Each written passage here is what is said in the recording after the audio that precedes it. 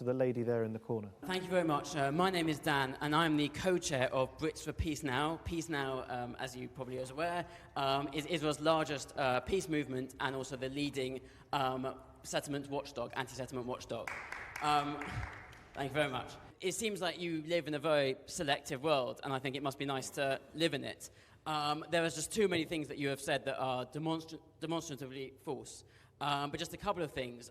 One, you say there are no Jewish-only roads. There are. I have been on them. One leads from Jerusalem to Nokdim, which is where former Foreign Minister Avigdor Lieberman lives. That's not true. It's open to every human being. It is true. That's not true. You can make an argument, a false argument. You say out of these 99... Let Danny come back. Partly built in Palestinian land. Come back briefly, and I want to take one final question over there. Well, the facts that the gentleman stated with great confidence are just false. That's as simple as that. The road, I invite you, my dear friend, I invite you to travel in my car in that same road you stated between Jerusalem and Nokdim, and you will see that most often we would drive with the Palestinian card in front of us, with the Palestinian card behind us, and a Palestinian car in the opposite direction. I can read to you, if you like, how Israeli journalists are describing that. And if you'd like to check it out for yourself, I suggest sometime that you take what's officially called the Palestinian Road from Bethlehem to Ramallah, which takes like 10 minutes on the Jewish highway. I've taken it. It's a little winding road. The dirt road goes right next to a wadi. If it's not raining, you're lucky if you don't fall into it.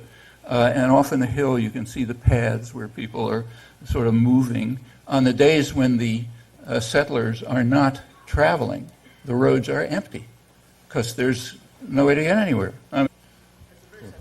Okay, hold, please. You have a very brief response. First of all, listen to the words. There's an element of racism in one of the phrases we've heard today in describing this as a Jewish highway. 1.2 million Israelis are Arabs. Many of them are Christians. There is no such thing as a Jewish highway in Israel.